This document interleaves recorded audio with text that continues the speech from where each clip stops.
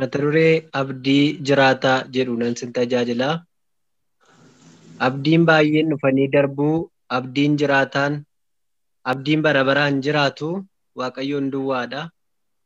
Kanaaf mee waa'ee abdii adda galgala kana. Inni lafarraa kun abdii miti jarana. Ofiiyyuu abdii barbaada waan ta'eef. Abdiin abdii ta'e bara gaafatawameen. Kanaaf yaada keessaniin caqasaatii abdii jiraataadha Waaqayyo. Abdii jiraataadhaati kan haala dhufee darbuun gogee bifa hin buufne hirkoof gaachana sirrii si dadhabeera jettee kan nama jalaan kufne. Ulfina maqaa keetiin kan galaana gogsitee kattaawwan dadayyaaftu tulluu galagalchitee lafa onaa keessaati kan burqaan banne baaftu. Waaqa amanamaadhaati namni kee qabu du'een badu jiraata. Kan humna fixee ciisu yoo dhagaa keessatti soora harka keerraa nyaata. Seetaa fideessaa suphaa dhaloota abdii fixee dhufaaf of kaadhimmatu hin jiru waaqni akka kee qarqara du'aa irratti dafee namaaf birmatu. Baramusii takka aangoon seexanaa ciqilee kee micciiru iyyaa falmii namootaan karoorri kee walla'ee tarkaanfii kee hin jijjiiru. Alfaaf omeegaan si'i kan aangoo du'aa cabsee ol ba'e gararraatti haalaaf yeroo dabarsee qofaan dhaabbatee hafu lakkoofsa baraalatti. Sirriidha bulchiinsi kee sirratti argameen beeku shaakalli mudaaf doofaa bidiruu jaalala isaatti uumama hundumaa baatee kan geggeessu si qofa. Godeessa bifan tolle kan fuulli isaan qajeelle simbookeen bareechita. Goobuu boquun jaallatee qajeelchita. Gatamaa bakkee keessaa ayyaana keetu biftee ulfina keetiif dhaabda. Ta'ii jecha kee tokkoon waaqaaf lafa kan uumte ati qixxee maalii qabdaa? Utuu cabbiin harca'uu bakakkaa bu'u gidduuyyuu namni kee nagaa rafa. Beelaan maataa keessatti namni kee quufee bula nyaatee eebbarraa hafa. Hojiin ati hojjettu hundumatu sirriidha komiin tokko illee hin jiru. Si duwwaadha jabaani kan jecha arraba isaatiin galaana addaan hiru. Muddama du'aa keessatti gaafa abdii koo fixee takkaan muddama du'aa keessatti gaafa abdii koo fixuyyuu takkaan na biraan baata. Qixa hundumtuu nagattee aan siif jira jettee haadhaaf abbaanaaf taata. Utuun afaan qabadhees jayyuu maqaa keef sarda jechoota afaan kooti. Dhuguma yoon dubbadhe eenyu kanatti gargaarte dhamaatii akka kootti. Dhiibuu gatame keessaa iyyata koo dhageessee kan samiirraa naaf dhufte. Qixattiin dhibeef rakkoon jireenya kootti cobu badhu harka keetiin cufte.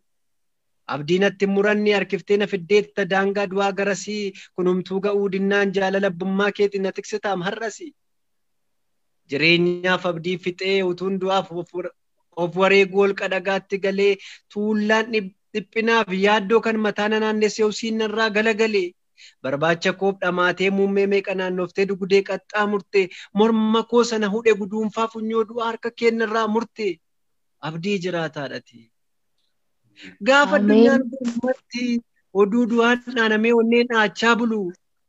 Yaaddoo keenya xaxannee godoo kee jala seenna si kan malanuuf malu. Utuu samiin tarsa'ee dacheen kurraafameeyyuu waan tokkoon isaan hin dinqu. Namni abdiin si eeggatu rakkoodhaan waxalamee waan nyaatee bulu dhabu. Nuuf ta'uu dide jennee daandii keerraa jallannee hin deemnu karaa dalgaa. Suuqa rakkinaa keessaa si tofan nama baasa namarraa buusee golgaa.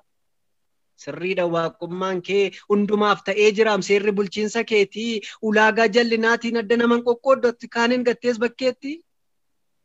Qabanneerra kakuu kee isa galaana gogsee laga nama ceesisu.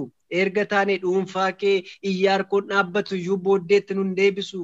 Karaa keenyu iyyuu hin cufu ni deemsifta nama kee haalota mijeessitee. Daandii haaraa tolchitam dhangagga'aa jireenyaas harka kee mi'eessite.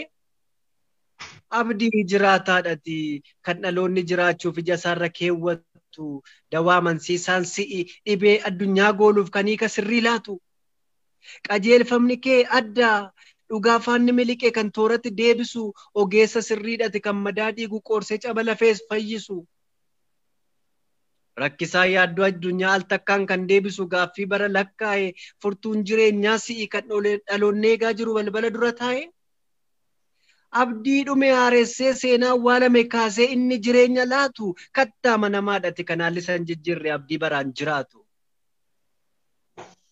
tortoree baduuf jira akka baala shonkoraa akka daraaraa arbuu galaa lubbuun hin ta'u wanti lafarraa argamu kun dhumni isaas lafan darbu amanadhaa Yesuusiin galaa du'a garasii guduunfaa lubbuu keenyaa wanti lafarraan darba jireenya bara baraa waaqarraa qabna beenya godoosaa jala seennee isattiin baraaramne xiyya diinaaf darbannaa gaachanaaf hirkoo jabaa abdii jiraataa qabna nuti kan nuuf ta'e dahannaa isatti gataa dhiisaa xoofoo dhiphinaaf rakkoo sammuu keessa naannessu danda'aadha Waaqayyo gaafanni samii dhufe omtinuu san daangessu abdii jiraataan isaa eebbifamaa.